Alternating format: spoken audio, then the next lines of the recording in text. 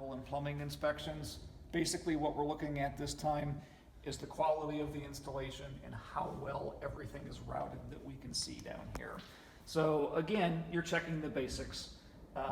It's a high efficiency furnace. We would check the BTU rating on it to make sure it seems to be about appropriate for this size house. It's actually sitting in a drip pan with a condensate switch on it or with a moisture switch on it, so if it ever leaks and floods, it'll shut the furnace off.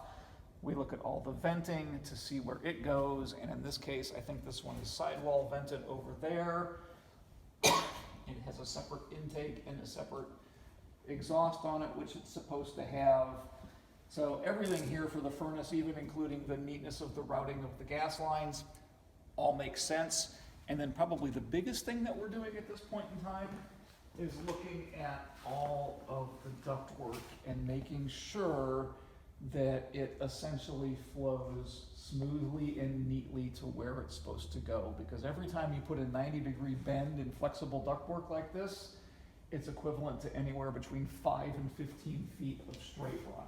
So you want to try and avoid sharp kinks, sharp turns, things like that in the ductwork. This all looks pretty good.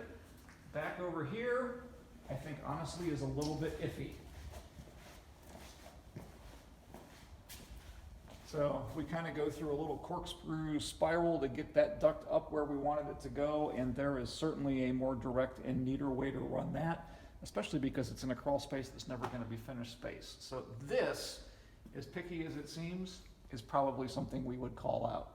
And then we would go upstairs, except this is a one-story house, so we can't see it here, and anything that ran through the attic, we would check all this flexible ductwork there, because there's a bad tendency in attics for it to get routed over,